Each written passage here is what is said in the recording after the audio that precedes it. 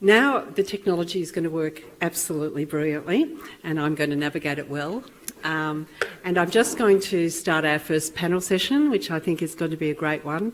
And we've got some international experts and Australia's, I think, expert to contribute to that.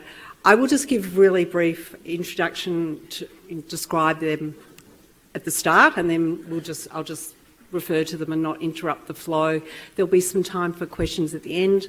I'm going to start, as I'm sure everyone else will continue the trend of being very on time on the agenda, that we are currently on time, so I will be pretty tough to people.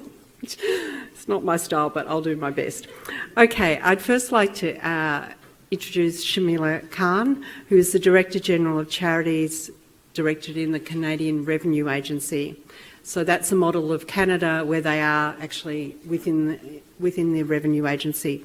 And she was appointed to this role in May of 2022,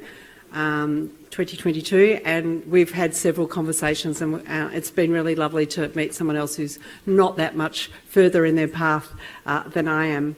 But she has been in the Revenue Agency since 2015. She's helped advance many ministerial priorities, including the launch of the Advisory Committee on the Charitable Sector, who Natasha and Sally and I spoke with just last week about our experience around a statutory definition of charity. Now, it's important to note that it's after 9 p.m. for Shamila in Canada, so we are very, very grateful for her flexibility in joining us. And I know she's recently had some eye surgery, so she may appear with sunglasses. Secondly, I will introduce Desmond Chin, who is the Singapore Commissioner for Charities and also the Executive Director of the Registry for Cooperative Societies and Mutual Benefit Organisations. So he has two hats. Different to Canada and Australia, the Charities Commission in Singapore is located in the Ministry of Culture, Community and Youth. Desmond has had a different pathway to Shamila and me. He was served as the Singapore Commissioner for Prisons from 2016 to 2020. And then we'll come locally. It's not after your bedtime at this point, David. So David Spriggs, who's the Chief Executive Officer of Info Exchange, and I'm sure many of you know of that organisation. It's a not-for-profit social enterprise with the vision of technology for social justice. David is also the Australian Digital Inclusion Alliance Deputy Chair. He's the Deputy Chair, and I hope I say this correctly, of Specialist Turn, Australia, and a Director of the Alana and Madeline Foundation. So we might just welcome them first, and then I'm hoping the screen will appear. So thank you, all three. We'll just move from one to one, and then David and I will sit up on the stage. And then we'll also have some time for questions, which please remember, if you can put on Slido. If you've got any problems with that, there's some helpful people, probably people from the ACNC on your table, or even just raise your hand and then someone can come and assist you. Thank you. Welcome, Shamila. We've given you an introduction and the floor is yours. Thank you.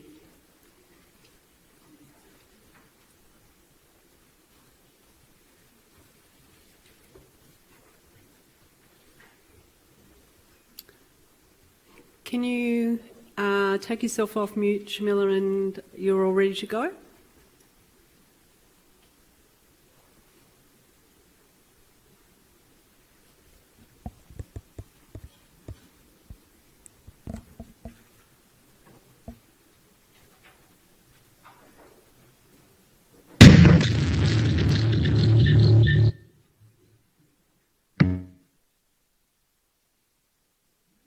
Shamila, can you hear me?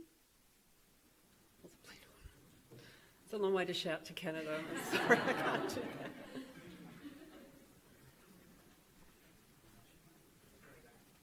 Sue, we can't hear you anymore. I don't know if you can hear us.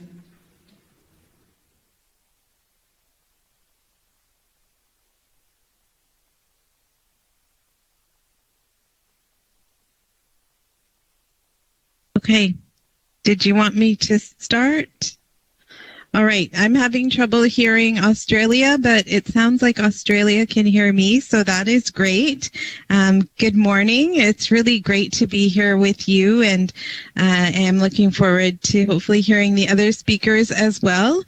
I'm Sharmila Curry, and I'm the Director General of the Charities Directorate in Canada. We are fondly known as the de facto regulator of just over 86,000 registered charities.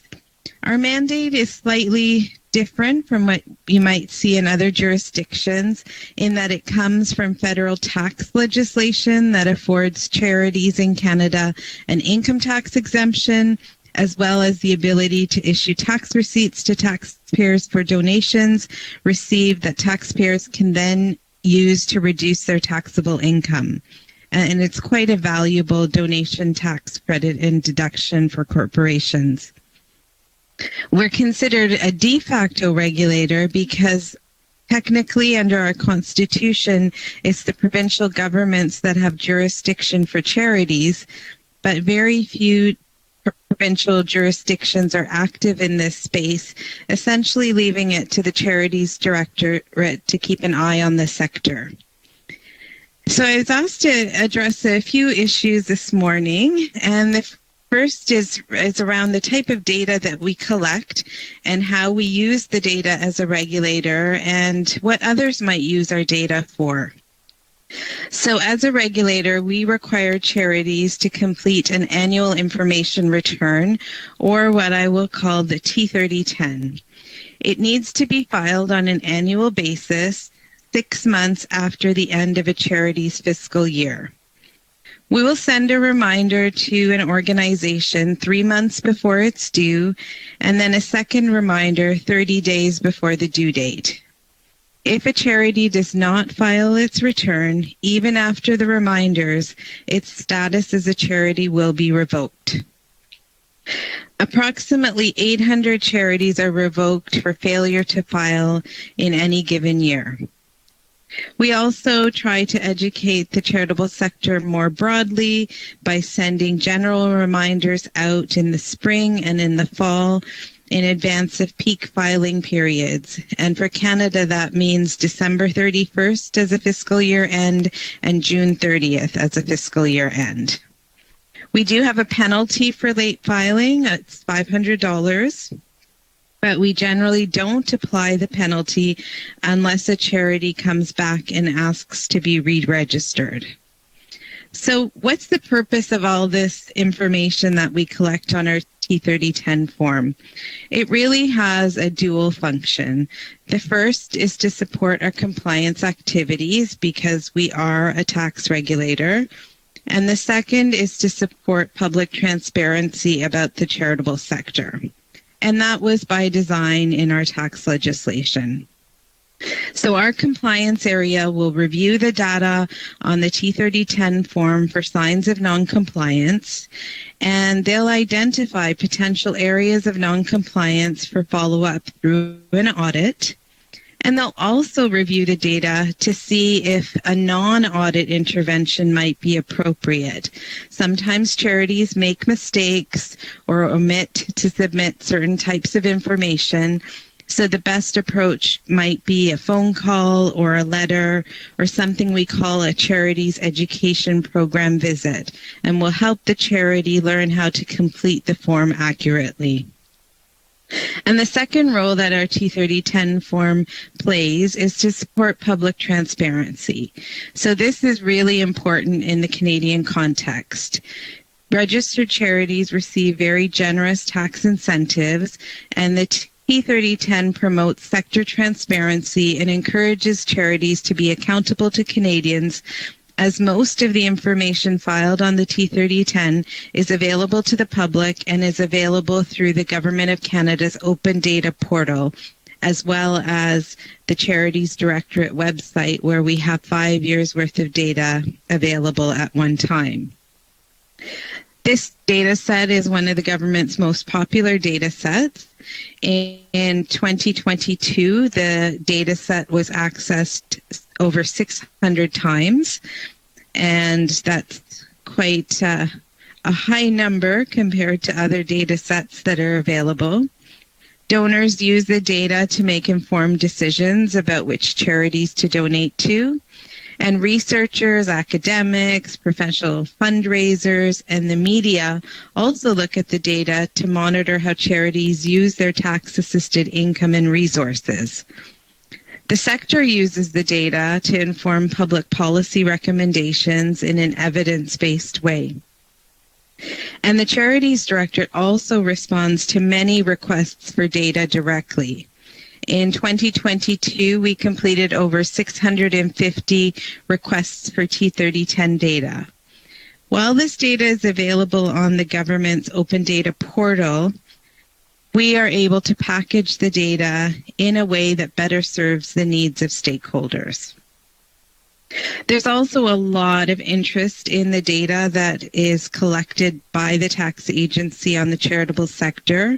We have a T3010 user group that meets regularly to discuss the data set, and I've attended some of these meetings, and they're all very passionate researchers who really love this data. We also have the Ministerial Advisory Committee, which Sue referred to earlier, and they have made recommendations in support of a national data strategy to increase the amount and quality of data on the charitable sector. They've supported the creation of a permanent data unit for the sector in our statistical agency, and they would like to see the mandatory e-filing of our T3010 annual information return. We also had a special Senate committee on the charitable sector that called on our statistical agency to prioritize data collection on charities through its survey work, and to work with the charitable sector to increase the quality and quantity of data collected in order to inform decision making. So another area that I understand you are interested in is any planned changes that we have to data collection.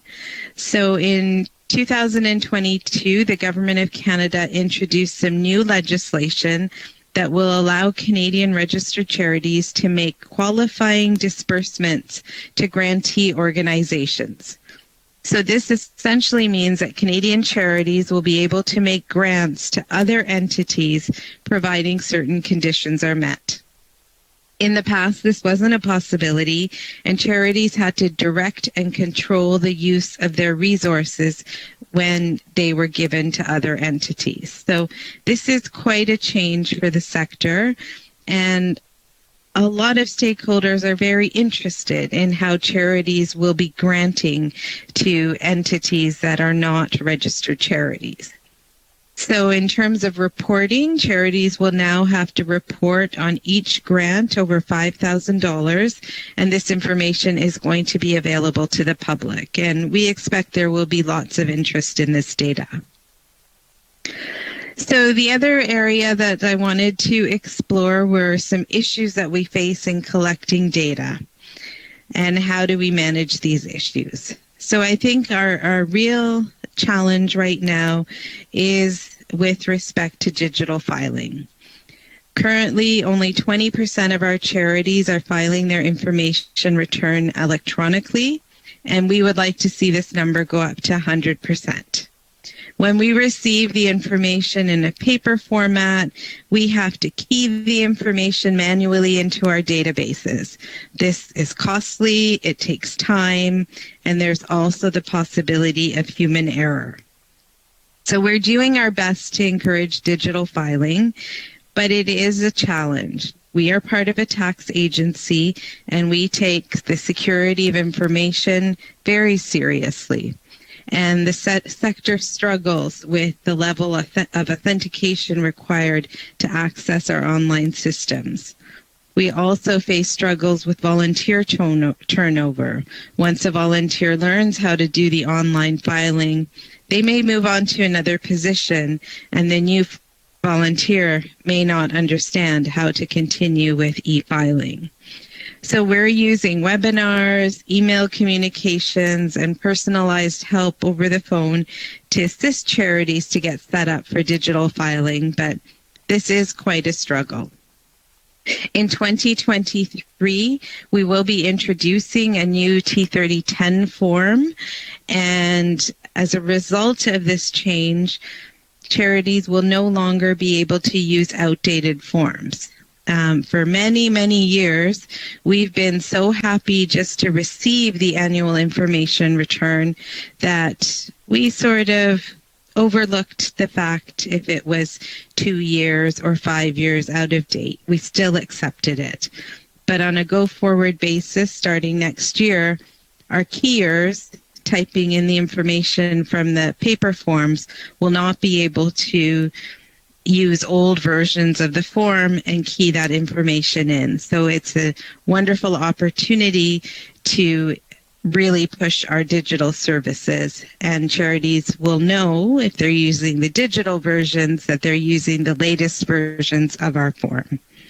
And as we get more charities filing online, we'll be able to make more investments in the online version, introducing some validations, which I hope will also increase the quality of our data. So those are a few comments and reflections from the Canadian context. Thank you, everyone.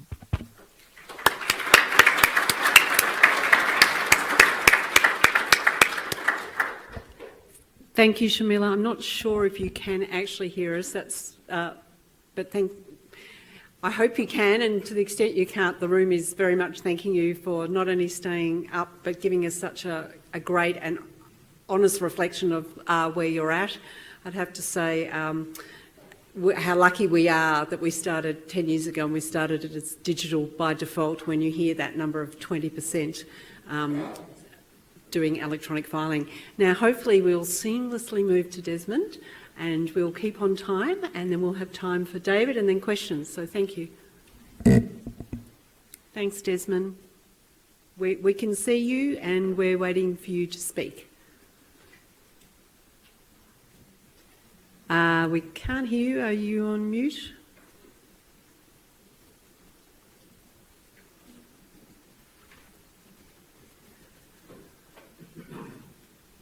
Sorry, we still can't hear you. It's the double mute, it gets us every time.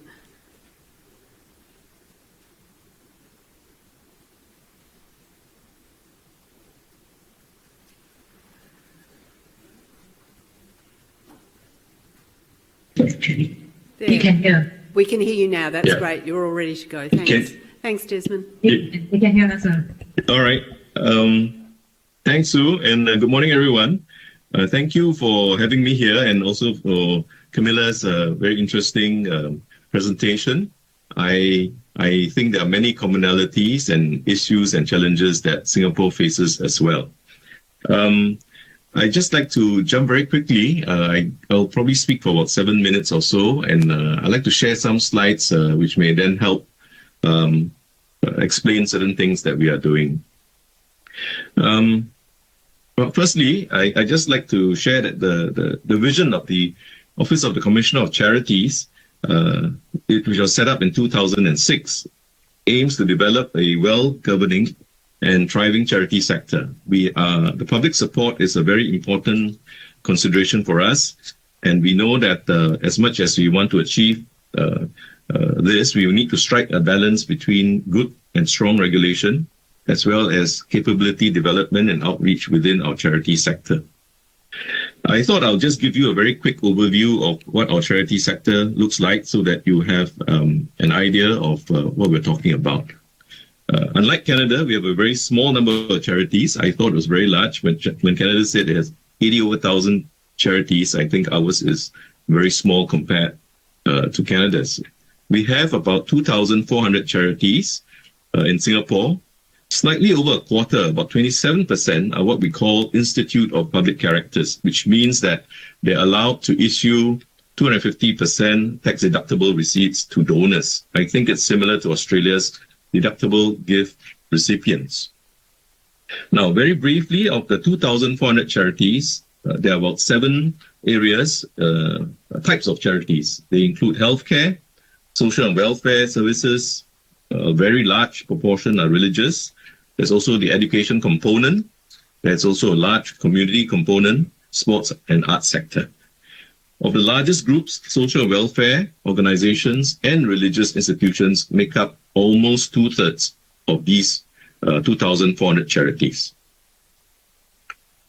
How do we function? Well, the Commissioner of Charities Office has 5 sector administrators that help us to govern these 240 or regulate these 2,400 charities. We also have a 15-member charity council that focuses on 3 areas. It serves as an enabler of charities, it promotes good governance, and it is an advisor to the Commissioner of Charities Office. Who are these 15 members? They are representatives from the people sector, and most, if not all of them, are involved in a number of charities that they sit on, either chairing of it or being a member of it.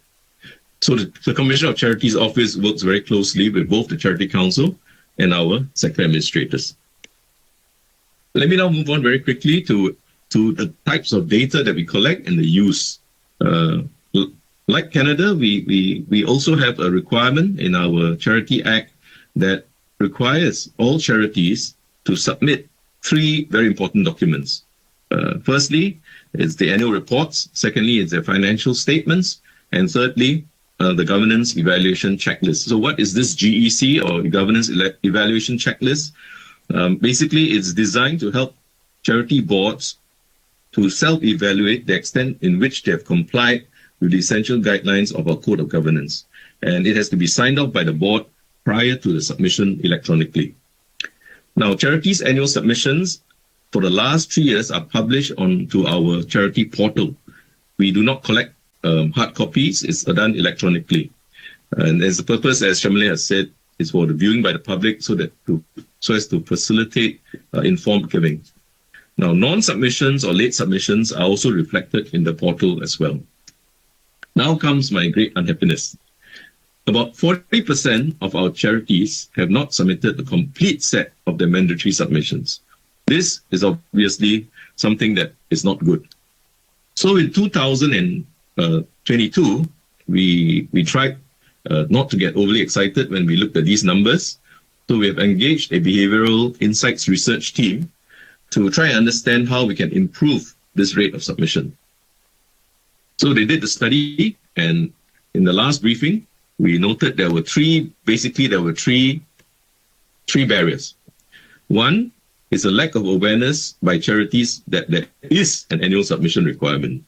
That's rather frightening. The second one, a lot of charities are not aware of the consequences for non-compliance. And for your information, in Singapore, such non-compliance can attract a fine of up to 10,000 Singapore dollars or a jail of up to 3 years or both. And thirdly, many of the charities, especially the small and medium ones, tell us that they have a lack of resources to prepare and then to file the annual returns. But we can't let things stand as it is. And so we decided that we have to take some actions moving forward. We will take a measured approach and we'll do 3 things. First, we will take a look at the genuine cases and we'll review the assistance that they need in order to do their mandatory submissions. Secondly, we will look internally. We'll take a look at how we are communicating. We'll look at our emails, the way in which we are saying things and which we are worded. Maybe the consequences are not clearly stated in a way that they can understand. So we will tweak our email reminders and we'll take a look at our user guides so that the charities will perhaps have a better clarity and understanding. And thirdly, we will adopt a sterner enforcement approach for those who are recalcitrant after we've given them ample opportunities to improve. What do we use the data or these important annual submissions? Well, there are three purposes. Firstly, we obviously look at the statistics, we analyze them, and we try to understand where are the areas that we need to work on. We publish an annual report for parliamentary reporting every year. Then we also look at the overseas expenditure because we are part of what we call the Financial Action Task Force obligations. Singapore is, and therefore there are some obligations we need to meet, including those from the MPO sector, not just the banks or financial institutions, but our MPO sector as well, for which the Commissioner of Charities Office is spearheading. And lastly, we use these you look at the statistics of these annual reporting for renewal of IPC's extension or for application for IPC status. And IPC is the tax deductible privilege that I mentioned earlier. Now, I thought we'll just talk about some charity funding that we provide for the charities. It's called the Charities Capability Fund. There are 5 grants that the Commissioner of Charity Office offers to charities to help them in the various areas, as you can see highlighted in yellow. Firstly, it's in training. Secondly, it's consultancy. Then shared services, ICT, and collaboration. The take-up rate is pretty good. I think we have up to 80% take-up rate. We fund about 80 to 90%. Charities have to pay the rest of the 10% in order to help them to improve areas of governance, areas of submission of annual returns, and so forth. We also have a shared service initiatives, which I'd like to just briefly mention. We work very closely with a partner known as the Center for Nonprofit Leadership, and this is the partner that helps us to work with charities on board advisory services, especially in the areas of board renewal, board succession planning, training of the leadership, and board effectiveness. In Singapore, one of the major issues that we have with regard to charities is the strength of the board. Quite a number of the board members need to understand what their fiduciary duties are, and very often when they don't, they get the charities into trouble. So this is an area that's important for us. We also have the Commissioner's Office has also worked with many partners to set up important guides and templates so that charities don't have to restart everything, look at the template, use it, understand it, and adopt it for their use. The shared services I mentioned earlier, and the last one is the training. We run all sorts of training programs. We have a very busy schedule. We then look at, we put out all that training onto a YouTube channel, and then we also publish it and with links onto the charity portal. Lastly, we have a Charity Transparency and Governance Award. This is for the purpose of encouraging charities to apply, and then when they get an award, it's kudos for their transparency and the governance capabilities. We want to recognize those who have done so, and we also want to encourage those who have not applied, so that all can participate and we can level up the sector. So briefly, I just touched on the profile of our charities in Singapore, the types of data that we collect and use, some of the challenges we face, and the types of support and funding that we have. Last thing that I just want to mention is that moving forward, we are looking at 3 things. One, we want to obviously up the mandatory submission rate. Secondly, we're exploring working with a partner on providing shared services to help small and medium-sized charities in the areas that take up manpower, like the finance, the HR, and the procurement. And thirdly, we are looking at increasing the transparency by having what we call a regulator's compliance indicator, so that members of the public, when they go into the website of the charity, they can see whether the annual submissions have been submitted and whether they're recipient of any of the transparency or governance awards. So, thank you very much. That's all I have. Thank you.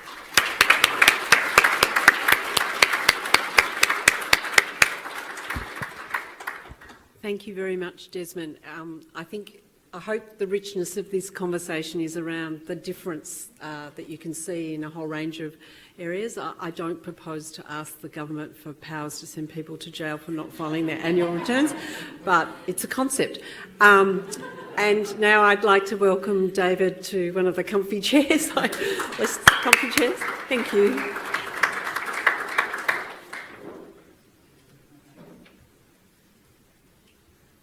Thank you. Can everybody hear me? Yeah, good. Thank you.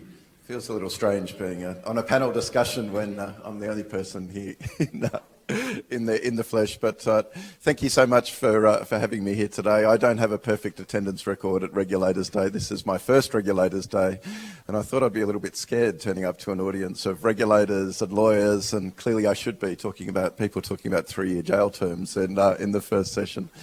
But yeah, no, wonderful to be here. As I said, my name's David Spriggs, the CEO of Info Exchange. And I'm going to provide a slightly different perspective than some of what's been talked about so far this morning. More about the use of data generally within the charities and not-for-profit sector, and some of our use of data at Info Exchange, and then talking about some of the needs and challenges that we see in the sector in terms of use of data, and some of the risks associated with that as well. And if we've got time, would love to have some questions as well. So in terms of Info Exchange, as I said, kind of vision of technology for social justice, we work to empower people in need and organisations in the sector through the use of technology. That's been the work that we've been doing for over 30 years now as an organisation. Started in a garage, like all good startups in the homelessness sector. Now about 180 people across Australia, and that core kind of social objective for us around building capability. So as you'd expect, kind of data is at the core of a lot of what we do as an organisation. Some of our flagships, to give some examples of that, one of them you may have heard of, we run a mobile website called Ask Izzy. That's a website that helps people in need connect with critical support services across the community. So people can use their mobile phone and they can use that to see where can they find a free meal, for example. How can they get access to housing support? How can they get access to mental health or family violence services? So that's obviously really fulfilling a critical need in community in terms of helping people connect with services. But from a data perspective, it provides us with some really interesting insights as well, because it's effectively a real-time form of understanding what service demand is across the country. And as you might imagine, over the last few years, the demand on Ask Izzy has absolutely skyrocketed. First during COVID, and now with the cost of living crisis, we've helped over 3 million people just in the last 12 months on that platform. And some really scary statistics to come out of that in terms of data. Things like a 40% increase in terms of people looking for food services across Australia over that time. So it's a really interesting set of data, unlike some other government data sets where it often takes a long time to process data and get that available. This is literally available on a real-time basis. And so that data has been used by government, by state and territory governments, by federal government. It's certainly used across the sector for service planning as well as some of that immediate response work. So that is as an example of data and how data can be used really more in that sort of real-time and proactive sense.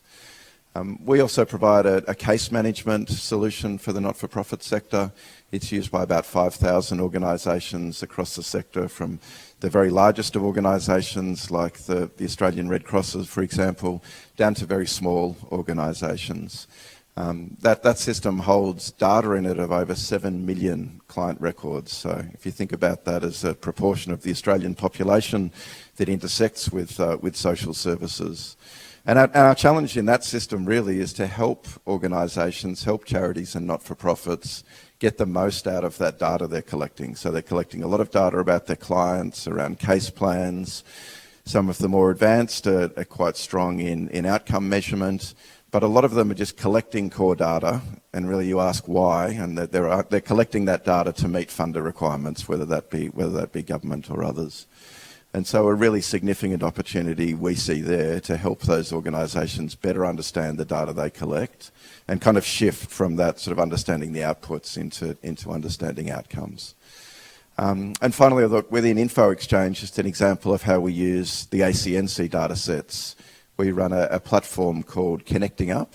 It's a platform that provides not-for-profits with access to donated and discounted technology from all of the large technology companies. So that's everybody from the global tech companies like a Microsoft or a Google, an Amazon or an Adobe, through to some of the local providers like MYOB, for example. Now those tech companies are very generous in a lot of cases providing it completely as a donation, in other cases as a significant discount to the not-for-profit sector. So we provide that technology to over 35,000 charities and not-for-profits across Australia. And we use the ACNC data set really as a kind of core source of truth for us around being able to validate a charity's details and validate that they're actually eligible to access those software donations. So some of that is the basics around charity status, but others is being able to confirm the contact details and the appropriate contacts for an organisation. Also, a lot of it is around subtypes and the services delivered by an organisation.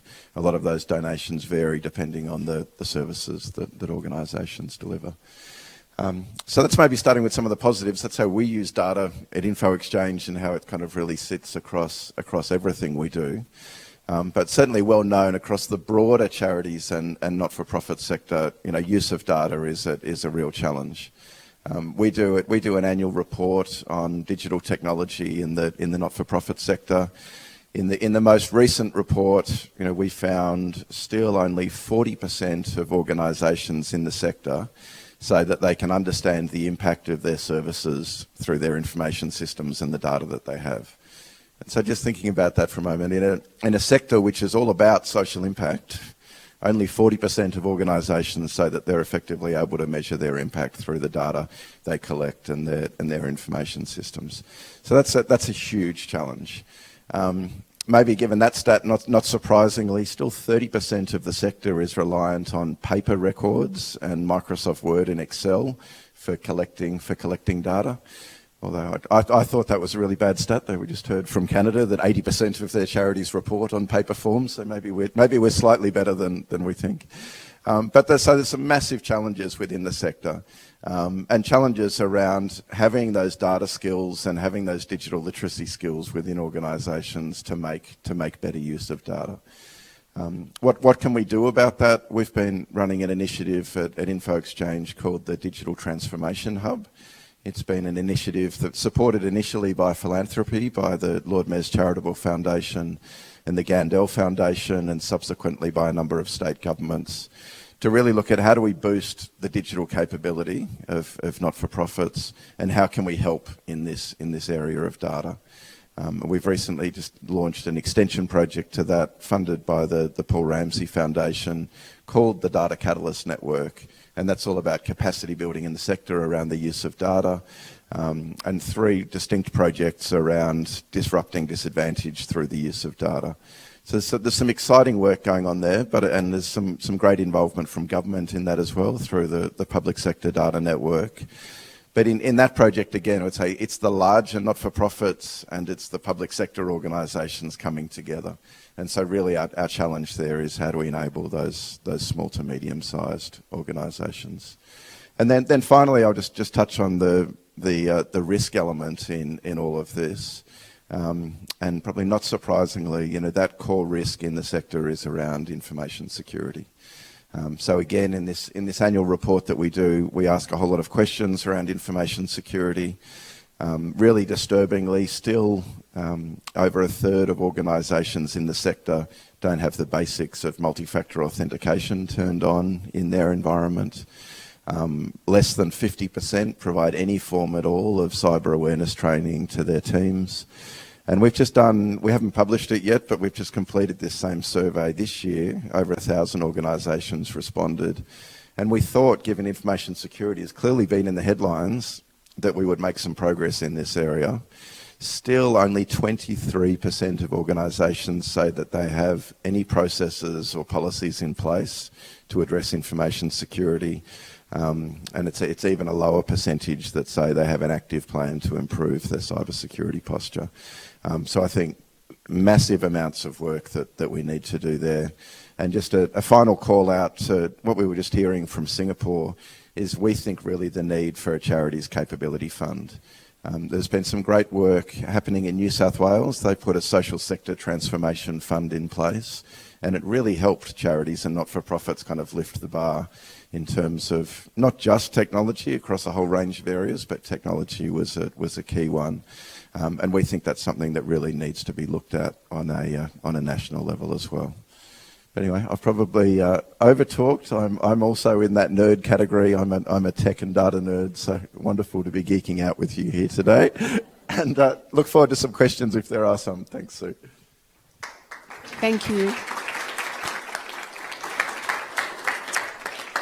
I feel like I should break into dance at this point. I've never been with a handheld microphone on a stage like this before.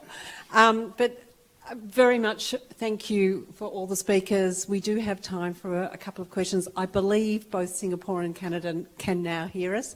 And thank you, David. That was really, really helpful. I think it's amazing that you can just do those stats off the top of your head because you know it so well. And there's some interesting threads that I think we can bring out of the comparison. So I think we had a question for Singapore to kick us off. Is that right, Tim? Sorry, yes we do. So the question's to Desmond. Do charities who take up the capability grants have a better record for complying with reporting requirements? Yeah, thanks for that question. Generally, the answer is yes, I believe so. Because when they take up depending on which grant that they take up, if it is the one that helps them to look at their governance standards and requirements, then is to teach them how to do so, because most of them do not know how to do that.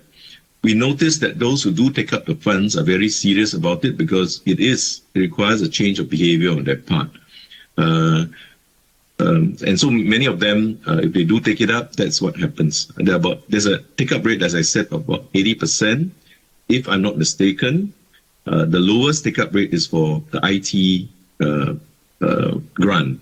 And the reason is because the IT grants, it requires you to transform a lot of your operations into some kind of electronic form.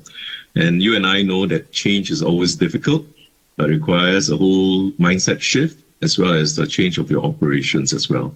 But in Singapore, a lot of things are digitalized, and we are trying to push digitalization on this front to up the take-up rate for this digitalization grants that we want, the IT grants that we want to do so.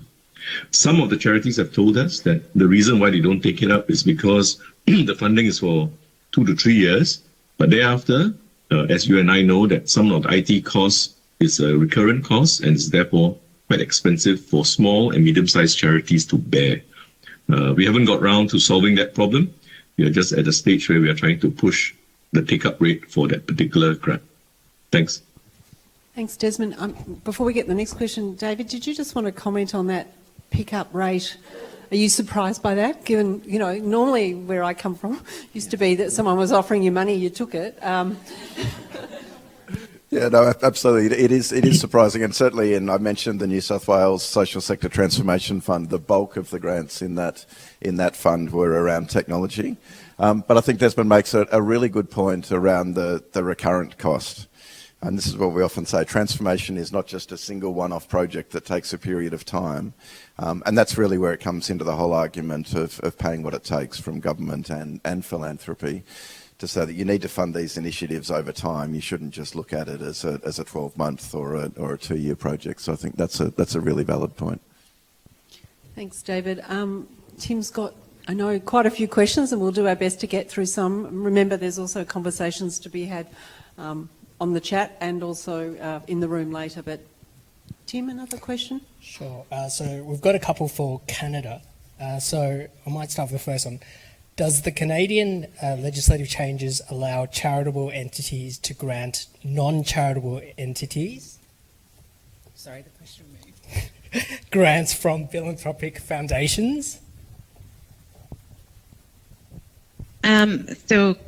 Before the legislative change, charities were only allowed to gift money to qualified donees, and qualified donees include other registered charities or other charity-like institutions that we register. Going forward, registered charities include charitable organizations, public foundations, and private foundations, and they will all be allowed to participate in this new regime and make grants. But the grants have to be in support of their charitable purposes. Thank you. Just another question about what you are doing to support charities in areas affected by natural disasters. Just thinking about the recent Canadian bushfires. So that's a great question. I think, so right now Canada is experiencing both unprecedented wildfires and flooding as well in different parts of the country. So we issued a communication to our stakeholders and suggested, of course, it's important to take care of your people first, but also, if you can, take care of your books and records, maybe have backup copies of all of this. And if you do have some filing obligations that are due, to give us a call and we will work with your organization to set up a schedule that is more appropriate given your particular circumstances. We also monitor the areas in the country which are subject to various natural disasters, and we will not be issuing bad news to those organizations. So if we were going to close an audit with a revocation of a charity status, we would just hold off on that news. Thank you for that. So just the last question for Canada is, what strategies are you using to help charities to switch to digital reporting? So I would love if we had, grant money to introduce some programs to help the sector get online, but that's not available to us. So we are making use of our email distribution lists to get communications out to stakeholders. When they phone us with a client service inquiry, we will push the digital services at that time as well. If we register a new charity, we give them all the information about how to do their filing online on a go-forward basis. We've offered some webinars on the digital filing so that and they've been quite popular, so charities can attend and learn how to use the digital services. And it's really just trying to plug digital services every opportunity that we have. But 2023, I think, is going to be a very important year for us, because if a charity has filed a paper return using the wrong version, which is quite common, we will be returning that form to the charity, and that provides us with an opportunity to connect with the client and bring them on to the online portal, which will also reassure the charity that they are using the most recent version of the information return. And once charities are on the online system, they do find it relatively straightforward and easy to use. Many charities are already using some type of software provided by a third-party tax software provider, entering all the information in on their computers, then hitting print and sending us the form by mail. So there is some comfort in using an electronic system. They just aren't using ours. Thanks, Shamila. I have to be the ruthless timekeeper, but I've said Tim can let one more through. Yes, and that question's for you, David.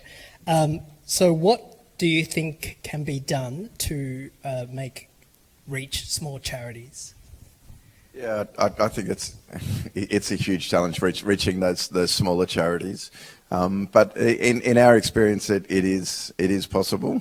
So through the digital channels, particularly, I'd say, COVID has been that sort of point which has pushed a lot of those smaller organisations online and really to improve their digital infrastructure to the point where they're willing to engage.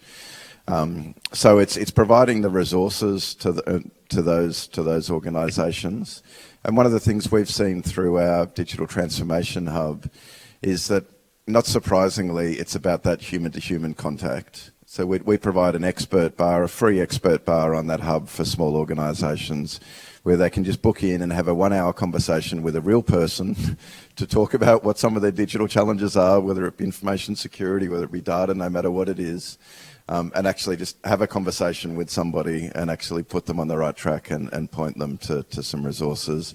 But beyond that, I'd say it is the capacity building initiatives that we've been talking about. That's critical to be able to fund those capacity building initiatives on the ground for small to medium-sized organisations. And as Desmond said, not just as a one-off, but in a pay-what-it-takes way to make sure that those organisations can keep up.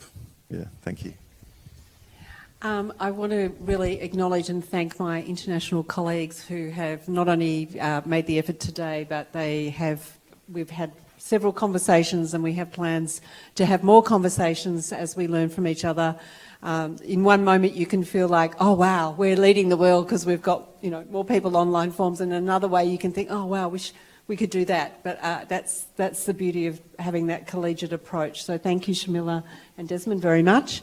And thank you very much, David, for being here as well.